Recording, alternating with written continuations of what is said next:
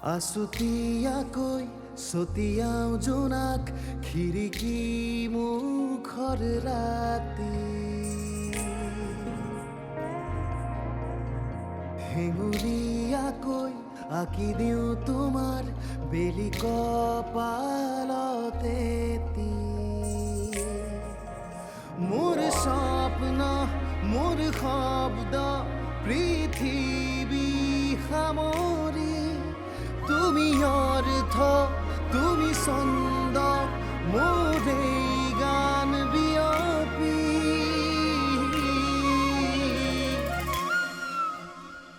বাহি বাহি বাহি বাহি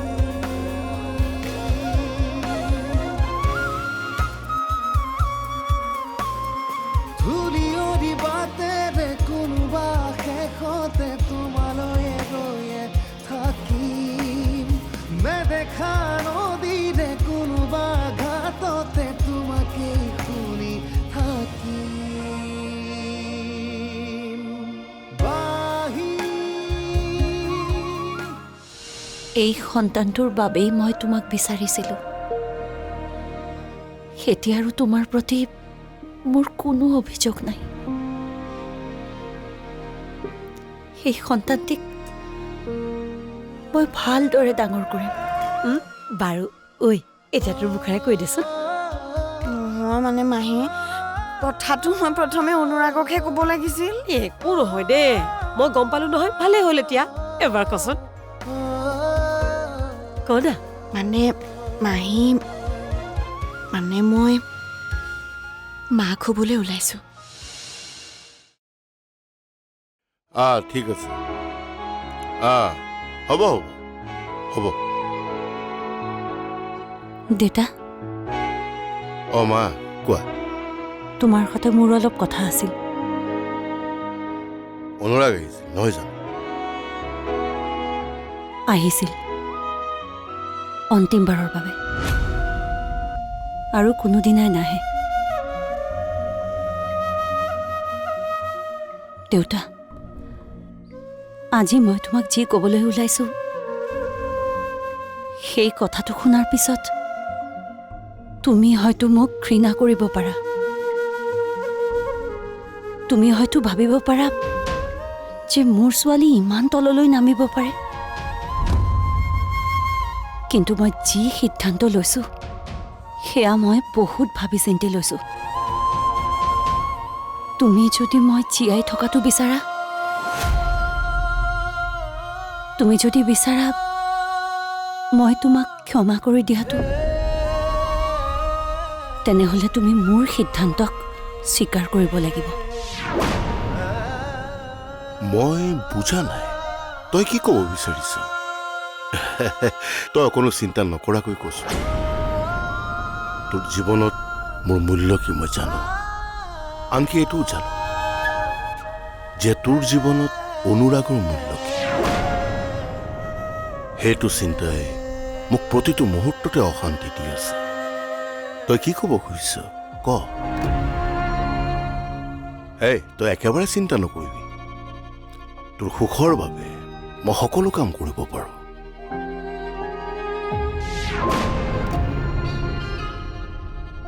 আৰে ক।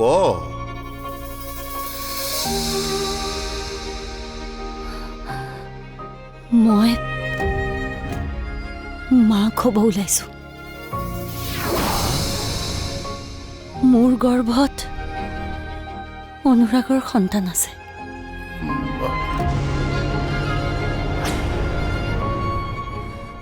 মই জানো দেউতা, সেইখিনি শুনাৰ পাছত তোমাৰ মনত কি চলি আছে,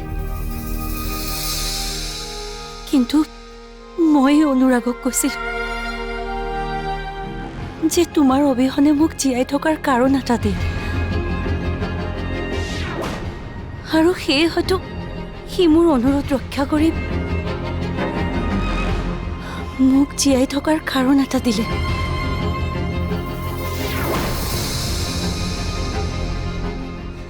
দেউতা, মই মোৰ সন্তানটিক ধুনীয়াকৈ ডাঙৰ দীঘল কৰিম।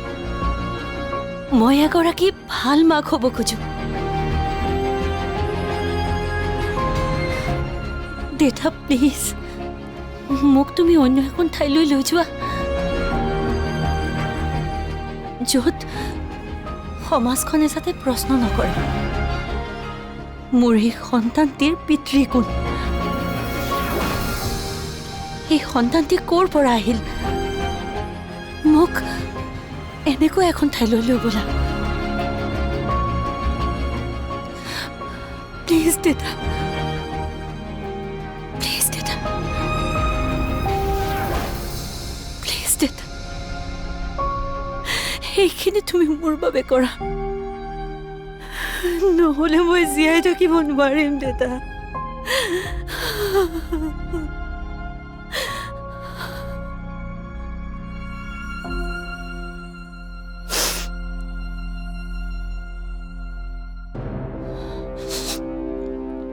তুমি যদি বিচাৰিছা মই সেই আকৌ আগৰ মায়াজনী হৈ তোমাৰ জীৱনলৈ আহিব লাগে, তেনেহ'লে ইয়াৰ বাহিৰে অইন কোনো উপায় নাই। আৰু যদি মই ভুল কৰিছো বুলি ভাবিছা তেনেহ'লে প্লিজ দেউতা তুমি মোক ক্ষমা কৰি দিবা। আৰু যদি ভাবিছা মই বেয়া ছোৱালী, তথাপিও তুমি এই বেয়া ছোৱালীজনীকে আঁকোৱালি ল'ব লাগিব দেউতা। মোৰ আহিবলগীয়া সন্তানটিক তুমি আঁকোৱালি ল'ব লাগিব দেউতা।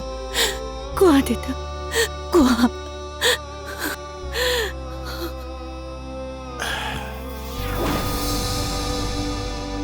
তোৰ সিদ্ধান্তক মই সন্মতি জনাইছো। তই যি বিচাৰ, যেনেকৈ বিচাৰ তেনেকৈ হ'ব,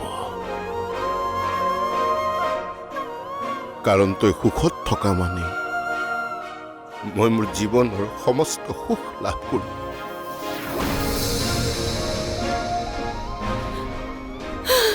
Thank you, দেউতা।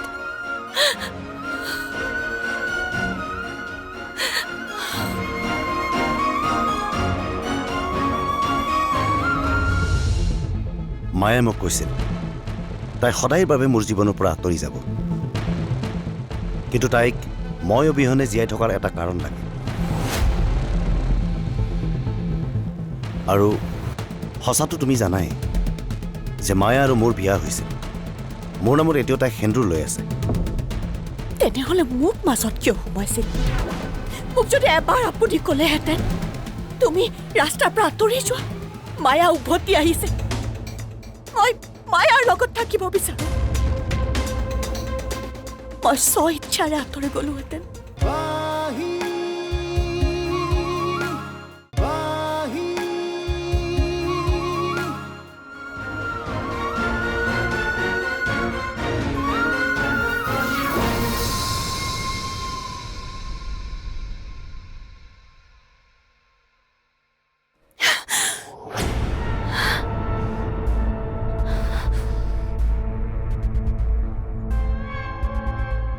আই এম চৰি, ক্ষমা কৰি দিব মোক।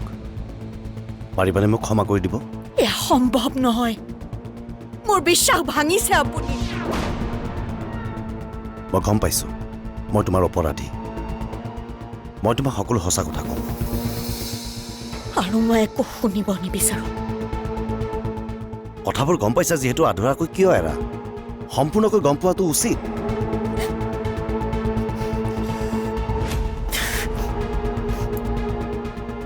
কওক। মায়ে মোক কৈছিল তাই সদায়ৰ বাবে মোৰ জীৱনৰ পৰা আঁতৰি যাব, কিন্তু তাইক মই অবিহনে জীয়াই থকাৰ এটা কাৰণ লাগে।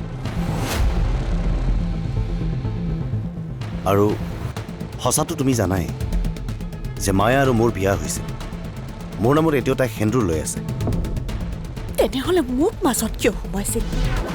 মোক যদি এবাৰ আপুনি ক'লেহেঁতেন তুমি ৰাস্তাৰ পৰা আঁতৰি যোৱা, মায়া উভতি আহিছে, মায়াৰ লগত থাকিব বিচাৰো মই স্বইচ্ছাৰে আঁতৰি গলোহেঁতেন কিন্তু এতিয়া মই দুখ পাইছো কাৰণ আপুনি মোক অন্তৰত আঘাত দিছে মোক অন্ধকাৰত ৰাখি আপুনি এটা অইন সম্পৰ্ক জীয়াই ৰাখিছে মোৰ কথাখিনি শুনাচোন তুমি মই মায়াৰ লগত মই যি ক'ব লগা আছে সোনকালে কওক মোৰ ইমান ধৈৰ্য নাই মায়া মাক হ'ব বিচাৰিছে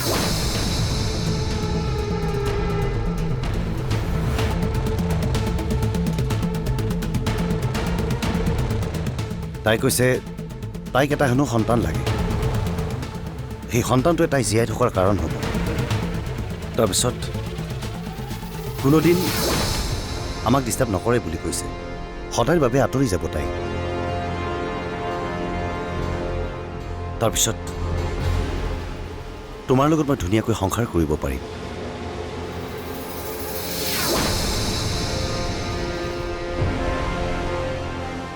বৰ্তমান মায়া প্ৰেগনেণ্ট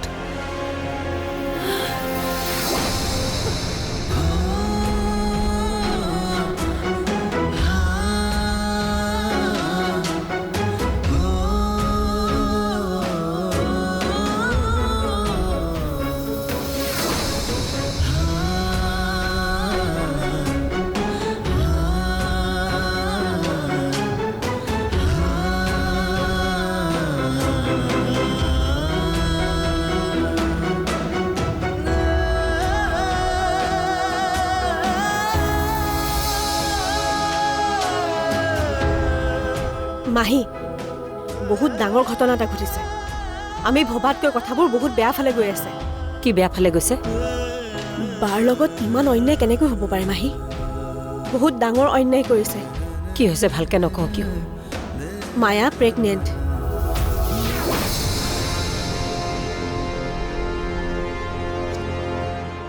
তাৰমানে অনুৰাগ হে ভগৱান এইবোৰ কি হৈছে তই গম পাইছনে বৃষ্টিয়ে অনুৰাগক ভাল খবৰটো দিবলৈ ৰৈ আছে কি ভাল খবৰ তই মাহীয়েক হ'বলৈ ওলাইছ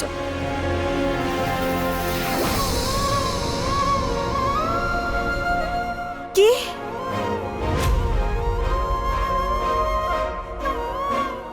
তাৰমানে একেদিনাই দুটাকৈ খবৰ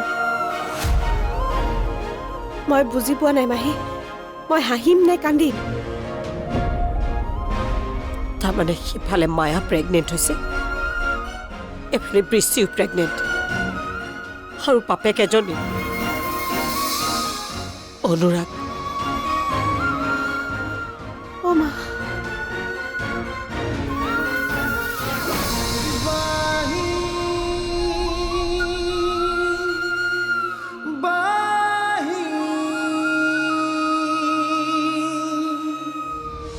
খবৰটো শুনি আপোনাৰ ভাল লাগিছেনে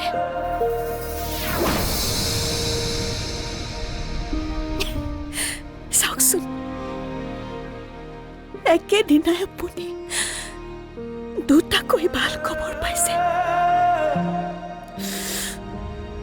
আপুনি সুখী নহয়নে এইটো সঁচা যে মায়া অনুৰাগৰ প্ৰথম পত্নী সিহঁতৰ মাজত বিয়া হৈছিল অনুৰাগে মায়াৰ কাৰণে 3 বছৰ অপেক্ষা কৰিছিল মই এইটো ক'ব খোজা নাই যে তোৰ লগত অন্যায় হোৱা নাই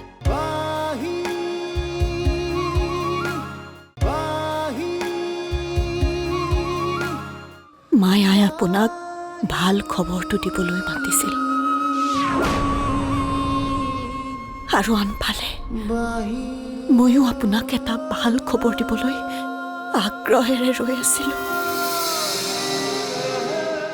আপুনি দেউতাক হ'বলৈ ওলাইছে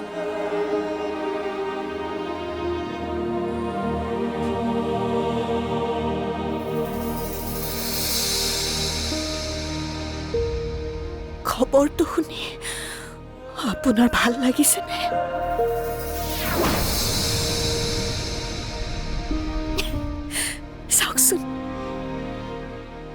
একেদিনাই আপুনি দুটাকৈ ভাল খবৰ পাইছে।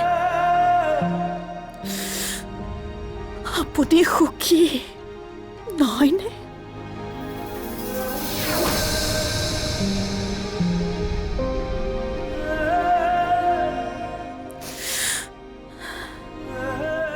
ঠিক আছে, মোক এটা কথা দিয়ক। কি? মই মায়াক লগ কৰিব বিচাৰো আজিয়ে। মোক মায়াৰ ওচৰলৈ লৈ গ'ল। কিন্তু আজি সম্ভৱ নহয়। মায়াহঁত ইয়াৰ পৰা যাবগৈ। এই খবৰটো দিবলৈহে ৰৈ আছে। মই সেইবোৰ একো নাজানো। আপুনি যেনেকৈ নহওক মায়াক মোক লগ কৰাই দিয়ক। মই আপোনাৰ সৈতে একো কথা নাপাতো। যি পাতিম মায়াৰ লগত পাতিম।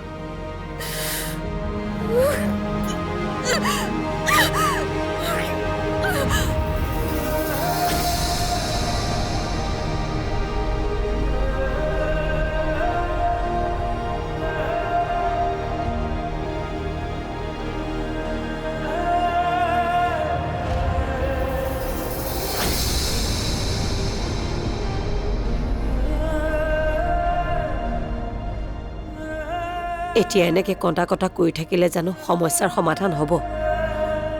তই মোক এটা কথা কচোন, তই বাৰু এতিয়া মায়াক লগ কৰিবলৈ যোৱা সিদ্ধান্তটো কিয় ল'লি? মোৰ বোধেৰে তই মায়াক লগ কৰিবলৈ যাব নালাগে। মই বহুত ভাবি চিন্তি এই সিদ্ধান্ত লৈছো। মই ভাবো এয়া মই উচিত সিদ্ধান্ত লৈছো।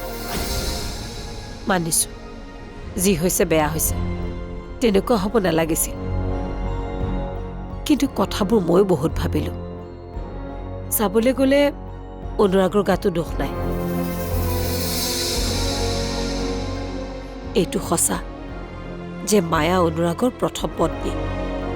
সিহঁতৰ মাজত বিয়া হৈছিল। অনুৰাগে মায়াৰ কাৰণে 3 বছৰ অপেক্ষা কৰিছিল। মই এইটো ক'ব খোজা নাই যে তোৰ লগত অন্যায় হোৱা নাই, এনেকুৱা হ'ব নালাগিছিলে। মই ক'ব বিচাৰিছোঁ যে অনুৰাগ অপৰাধী নহয়, তাৰ গাত ভুল নাই। ক'ৰবাখিনিত কিবা এটা সহানুভূতি অনুৰাগৰ প্ৰতি মোৰ আছে, যিটো হয়তো মই তোক বুজাব পৰা নাই। কিন্তু মাহী, মোক অকণমান অকলশৰে এৰি দিয়াচোন। মই নিজৰ লগত অকণমান সময় পাৰ কৰিব বিচাৰিছো। চা, যি আছিল, যি হৈ গ'ল, সেইবোৰ বেছিকৈ ভাবি থাকিলে একো পথ নোলায়। এতিয়া সেইবিলাকৰ পৰা কেনেকৈ পৰিত্ৰাণ পাব পাৰি সেইটোহে চিন্তা কৰিব লাগে। তই মায়াৰ ওচৰলৈ গ'লে পৰিস্থিতি বেছি বেয়াহে হ'ব। গতিকে তই যি ভাল দেখ কৰ, নিজকে চম্ভাল। তোৰ দায়িত্ব আছে। ভগৱানে তোক শক্তি দিয়ক। যিদিনাখন মাক হোৱাৰ সৌভাগ্য তোক ভগৱানে দিছে, সেইদিনাই তোক কঠিন মুহূৰ্তও জীৱনলৈ আনি দিছে। সেইজন ঈশ্বৰে তোক শক্তি দিয়ক, যিজনে তোক ইমান ভাল খবৰটো দিছে।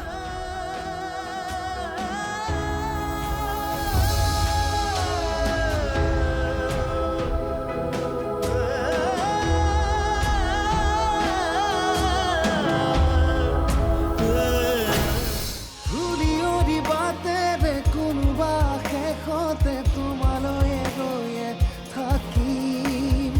নেদেখা